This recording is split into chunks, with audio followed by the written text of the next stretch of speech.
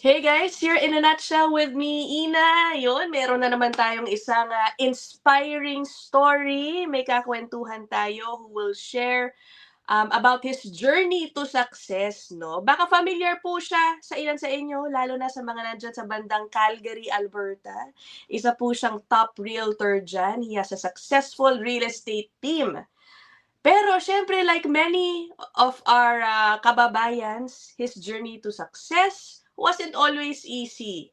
He also started from humble beginnings. Actually, nag-umpisa siya, guys, hindi sa Canada, pero sa Amerika. Like many others, kung ano-ano rin ang mga naging trabaho niya doon, ano? At yan ang ikukwento niya sa atin. Papasok ko na po siya. Mr. Peter Passion. Hello, sir. And thank you for being here. And thank you na in advance. Alam ko, no, marami tayong mapagkukwentuhan na inspiring sa ating mga kababayan. Thank you, Miss Ina, for having me. Naku, Magandang buhay po sa inyong lahat. just call me Ina. Grabe. Okay. Okay.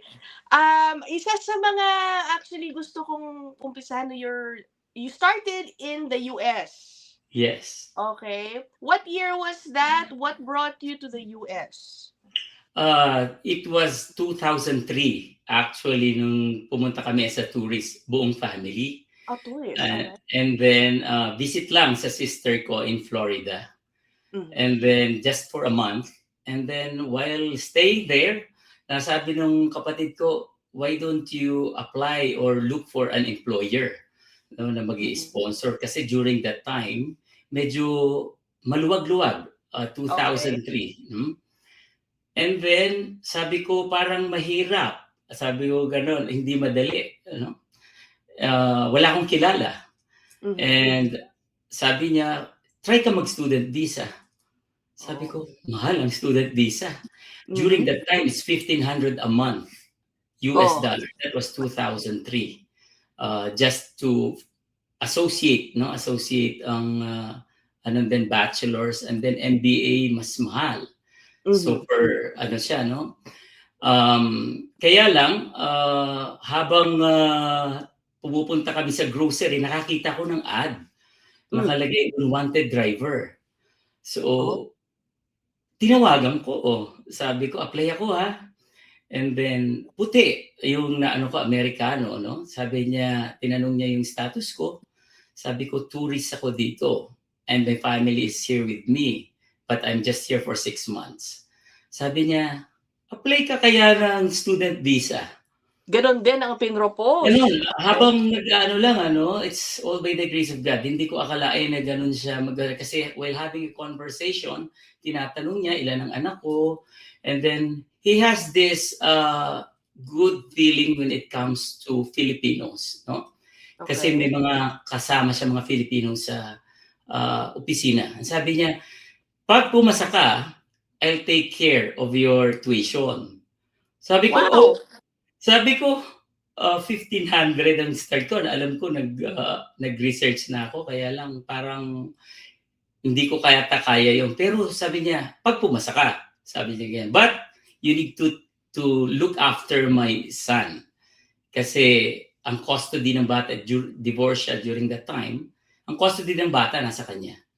And as long as I'll take care of the kid from 5 a.m. to 8 a.m., that nasa bahay, dadaling ko sa school at 8 a.m. and then babalik ako sa hapon, 3 o'clock up to 6 o'clock.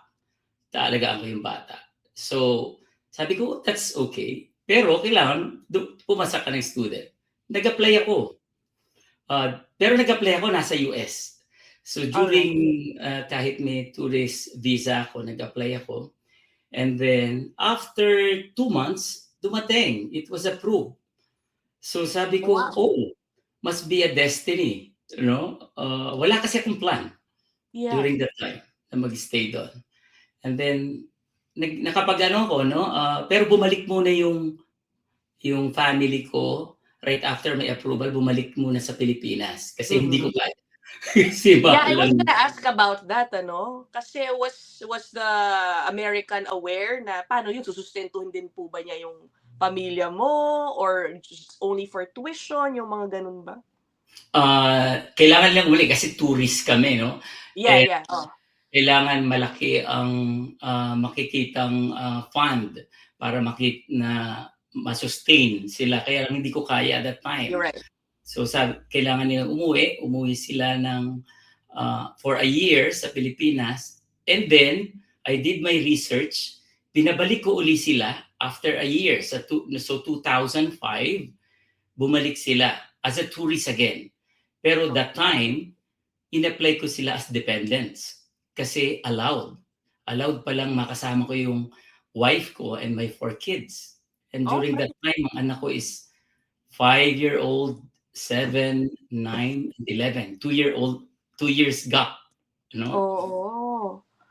Oh, parang sa Canada rin po pala ngayon ano, so even students can bring their sorry guys hindi ako masyado talaga familiar sa mga immigration na programs in the US. Parang Canada rin pala, international students are allowed to bring their families, gano'n. Yes, actually, Okay, hindi nila sinasabi pero nakita ko lang na did my research sa pwede pala. No? right.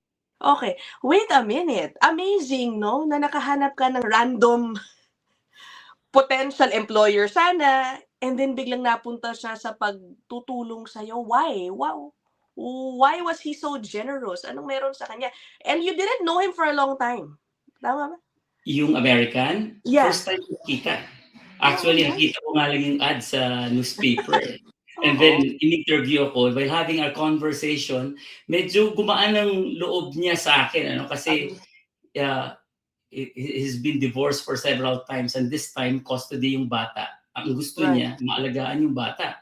And he liked the culture of Filipinos. right, Sabi okay. niya, "Puwede ba turuan mo ng, magandang ugali ang bata?" Kasi, we are known for that, 'no, very respectful, maganda makisama sa work, yung work ethics natin. Kaya isang malaking bagay 'yun ano, kaya napasigla at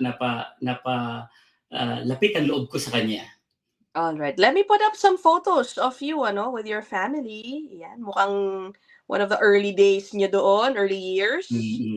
Sa bahay 'yan Yes. ng kapatid ko. Hindi ko pa Oo, and then eto na naka-graduate ka na eventually 'no? There you yes. go. Okay. So, when you were working for him, diyan na pumasok yung ginagawa mo, naging nanny ka nung bata, cleaner. What other jobs did you end up doing while you were studying?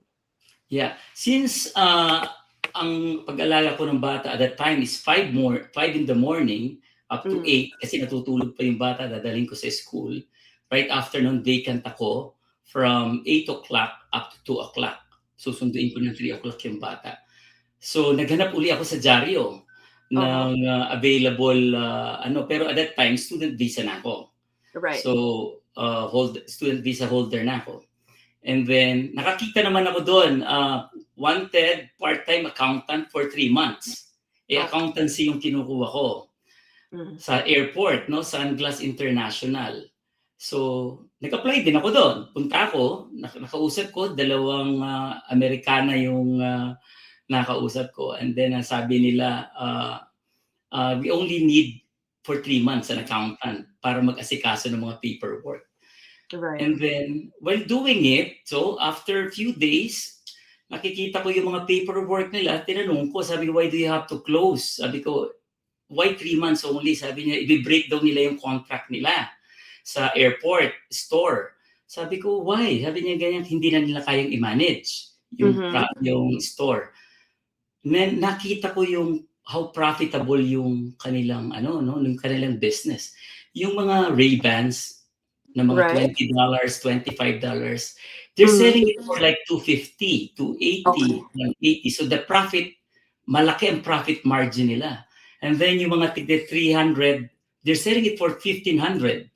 Yung mga Wow. branded, no? It's owned by Luxottica pero kinukuha lang nila yung from Luxottica. Pero look at that, I've seen the margin. Sabi ko, turuan mo ako.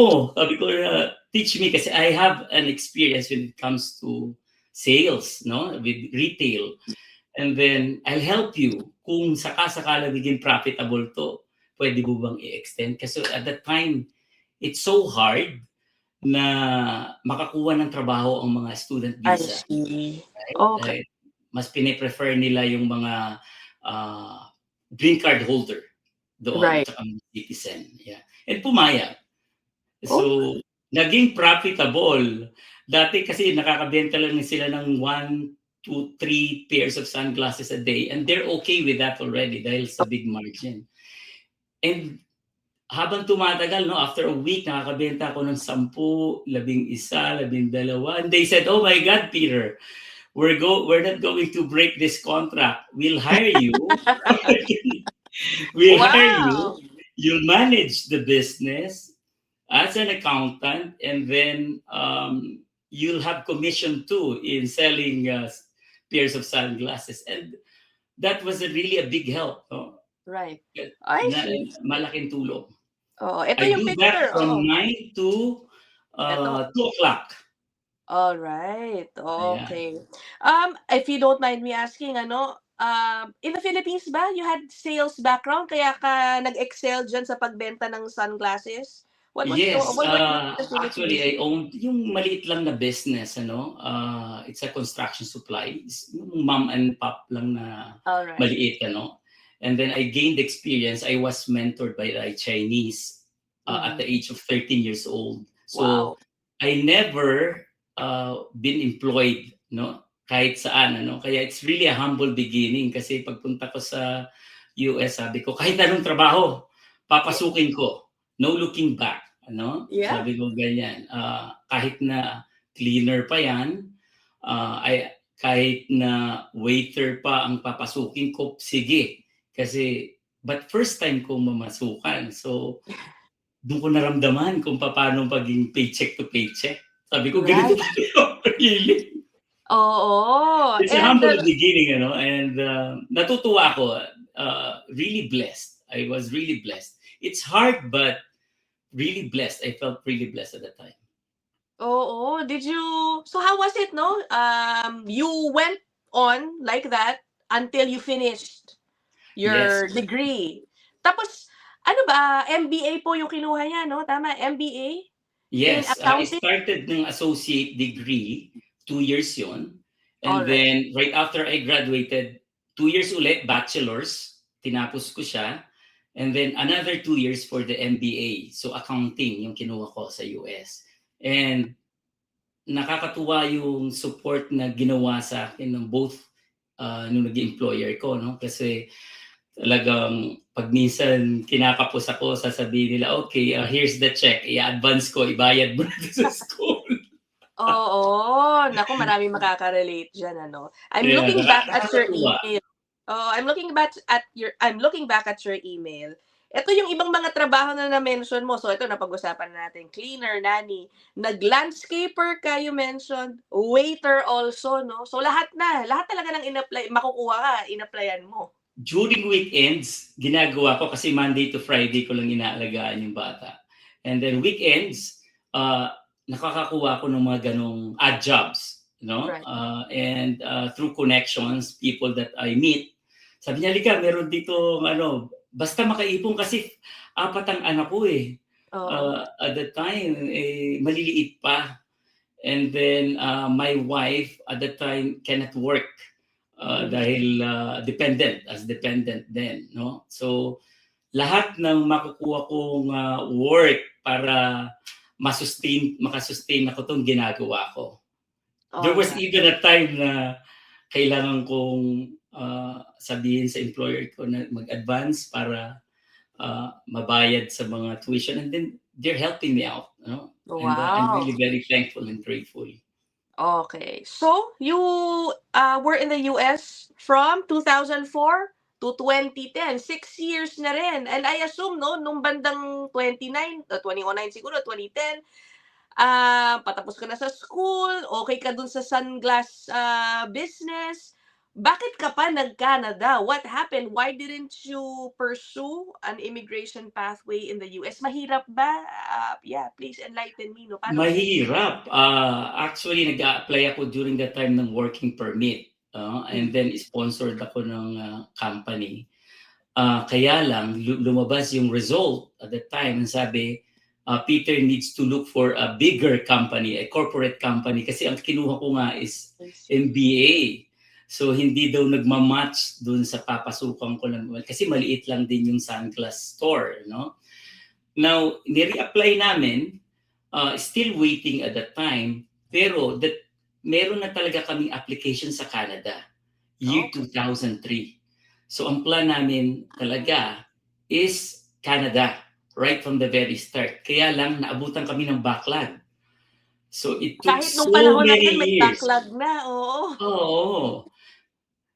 Ang tagal namin, 7 nag-antay. years! Bale, Yes, from the time you filed an application ba, yun ba considered nun?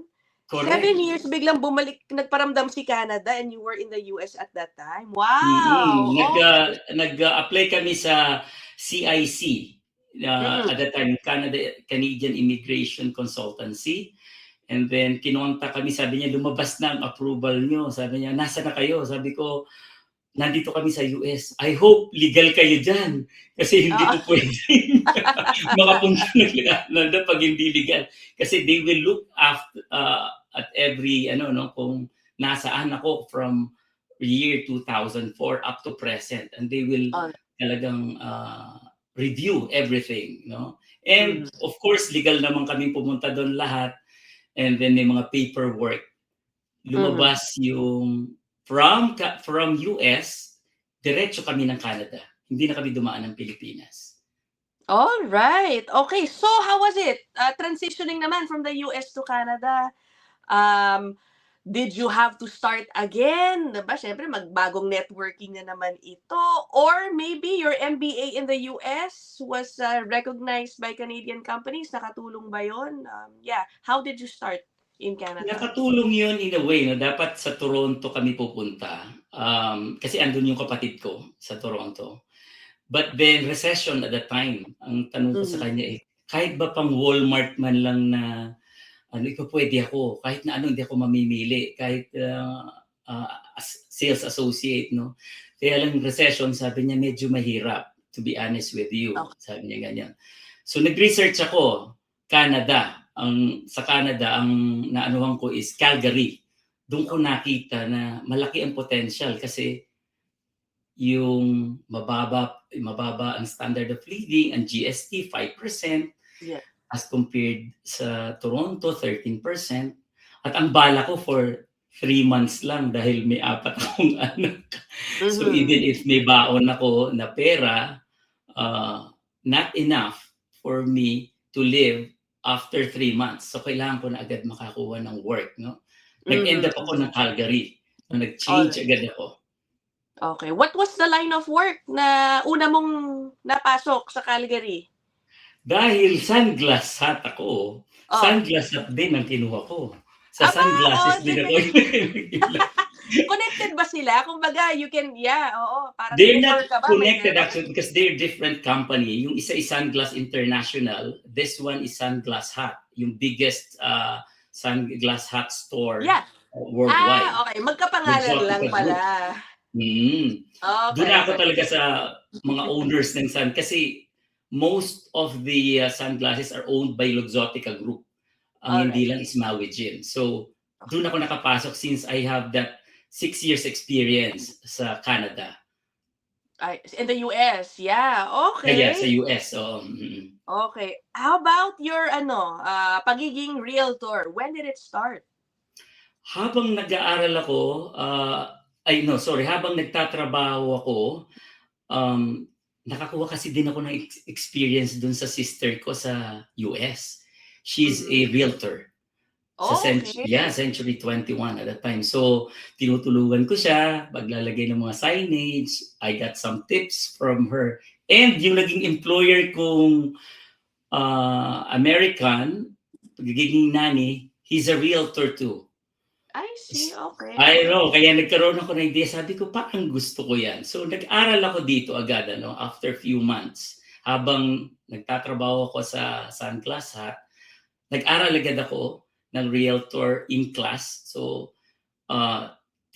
Tuesday, Thursday, and Saturday, after 5 p.m., aaral ako. And then Saturday, half day. And I tried to make it work para nang sa gano'n, maiba naman ako, no? Yung nakikita ko kasi yung potential, no? Nakikita ko yung potential. And since I had a business before sa Philippines, I know na I'll be able to do it. Hard work lang talaga, hard work and prayers. Right. Oh, let me show you guys, no? Baka nakikita niyo to. Again, dyan sa bandang Alberta, no? Meron kayong mga, what do you call this type of ano ba? Kiosks? Kiosk, yeah. Kiosks, yeah? Yeah. Oh, ayan. And I have then, 2 kiosk dyan sa Calgary, dito sa may Pacific Mall, TNT Northeast. And this one is inside the Seafoods supermarket sa yan. Calgary din. Okay. O nakikita nyo, no? Sa kanilang grupo, top 1 producing team po ang kanyang team. Let me read. Naalala ko, no? So, it's been now about 15 years that you started your work as a realtor. Ang Yes. natulungan na po nilang marami dito, mga kababayan natin, mahigit 1,000 na. Okay? Para makakuha ng kanilang bahay. And sabi mo dito, more than 200 of them have also moved forward, sabi mo, to owning rental properties. Is that something you're advocating for? Alam nyo guys, you will be surprised. Ang dami talaga na-notice ng mga Pilipino here in Canada, not just in Calgary, owning mga rental properties. Yes. Oo. Actually, I have also rental properties. So, kung ano yung ginagawa ko on my own, itinuturo ko sa mga clients, no? I let them know this is actually the process for retirement. Right. Kasi maganda ang investment ang real estate, no? It just keeps on increasing in value. No? Lalo na dito sa Calgary, hindi pa namin naaabot yung pricing ng Toronto at Vancouver. So mababa pa kami. So I tell them always na you just try. Hanggat pinauutang ka ng bangko, you go ahead. Di ba? Dahil pag dumating yung time na hindi ka na pinauutang, you have to put more down payment. No? Right. Yun ang tinuturo. Kasi I just know also that because I have also a license in mortgage. So natutulungan ko sila in that way. No? Depende sa situation nila. Oo, parang kumbaga ano tawag diyan yung term na yan, you're leveraging your credit. What's the proper term? Yeah, so as long as they have good credit, they have good income, and at the same time, pera na for down payment, which is normally 5%, no, for their first property, then they will qualify. Kapag wala silang pera, I help them through RRSP loan. Okay? Ngayon, merong RRSP loan that they can get from the bank. But these are processed by the primary banks, yung RRSP loan. After 3 months, they can use that as a down payment. Para dun sa mga taong kulang yung down payment or talagang wala. If kulang ng kaunti, possible for closing cost. Like yung lawyer's fee, no? But 7 years ago, those people who actually bought, especially using the RRSP loan from the bank, like BMO, TD, CIBC, nag-double yung kanilang mga property, you know? Right. And then from 300, naging 600, and then they use the equity to buy another property. Oh, actually, this topic deserves a whole single episode, no? Maybe we can have you again to discuss that. Kasi ang dami ko pang tanong dyan, you know, I know some people are saying may allergic sila sa utang, yung mga ganyan, ano? So how do you address those concerns? Maybe we can tackle that in a different episode. Pero nakakatuwa, diba? What a journey it's been. Cleaner, nanny, driver, kung ano-ano in the US, and then napunta ka dito sa Canada, which it turns out was your original plan talaga, no? Ano ang biggest difference na na-notice mo living in the US and living in Canada? Pros and cons sa both. Oo. Mas gusto ko actually tumira dito sa Canada. It is because mostly tayo mga new immigrants. No? And lalo na dito sa Calgary, Filipinos na karamihan nagtutulungan kasi mostly mga new immigrants. Sa US, most of them green card agad. No? Bibihira yung nagsisimula sa scratch. No? Dito talagang simula sa scratch karamihan. No? Mostly, like more than 80% nagsisimula talaga from scratch. Swerte na lang yung iba, no? Na pag pumapunta ng Canada is same work. Ano?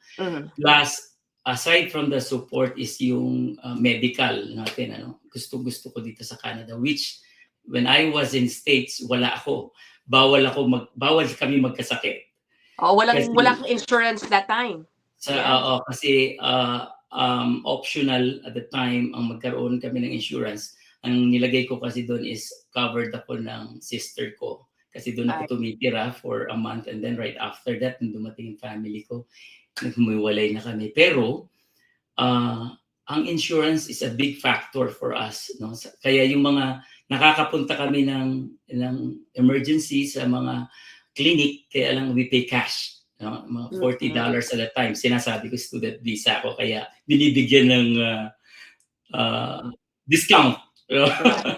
Oo.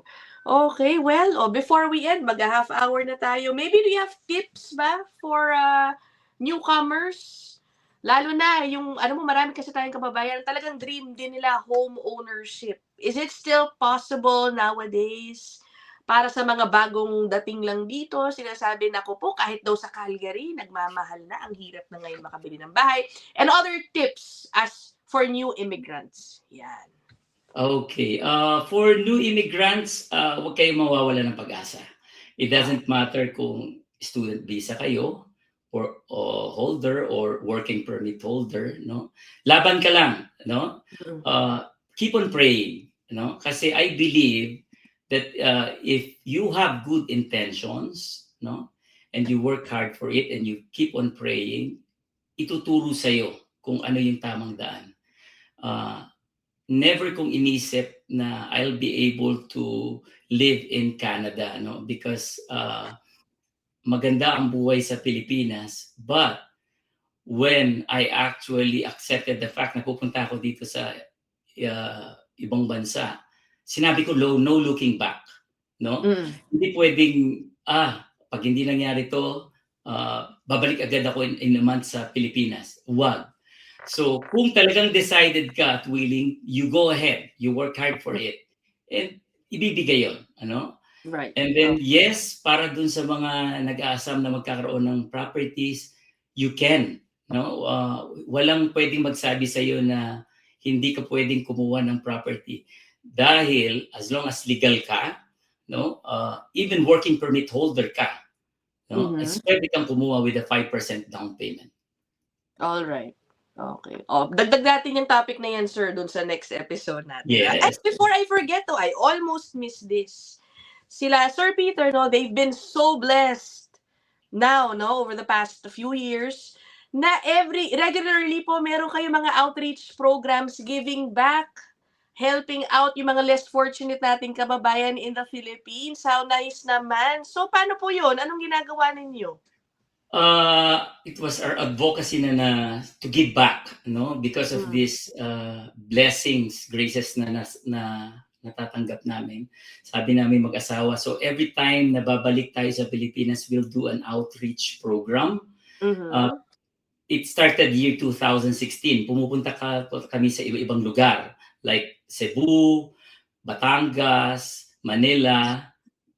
This time, Aklan, for the last 4 years. It is because we help these children with special needs, no? Yung STAC, Stimulation and Therapeutic Activity Center, no? And there are more than 120 na kailangan ng tulong, ano? It's because pag sila lumampas ng 20 years old, they are called seniors na, no? Pag ang buhay nila lumampas ng 20 years old. And every time that we go there, no, nakikita namin sila, they inspire us. Na hindi ka na pala pwedeng magreklamo. Doon namin napipil na, my God, dito sa Canada, minsan nagre-reklamo ka na, pagod ka na, or ayaw mo na ng ganito. Pero pag nakita mo sila, you will be inspired and motivated na sabihin mo sa kanila, yung mga taong ganito ang situation, look at their energy at saka yung kanilang paniniwala na at masaya pa sila, no, na kaya nila mabuhay. What more na nandirito tayo sa Canada, no? And we have so many blessings to count, no? We're so grateful dapat dito.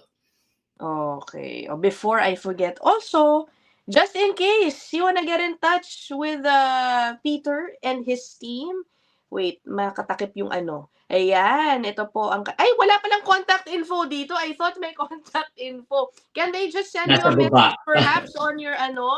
Can they send you a message on your Facebook if they wanna get in touch with you for Yes, you can. My phone number is 403-702-4205. And nasa Facebook din ako, Peter Passion. And may website din kami, teampassion.ca. Okay. Oh, that is it. Thank you so much for sharing your inspiring story. O, kung nakaka-relate kayo dyan, ano, o meron kayong ibang mga tanong, you can put them down there in the comment section and maybe I can ask Sir Peter about it in our next episode about home ownership, no? Or growing your real estate portfolio. Parang ganun yung pinag-uusapan natin kanina. But for now, we'll end this episode here. Maraming salamat po. Thank you, Ina. Thank And you. maraming salamat sa inyo. I hope this will be an inspiration to everybody. All right. Bye, everybody.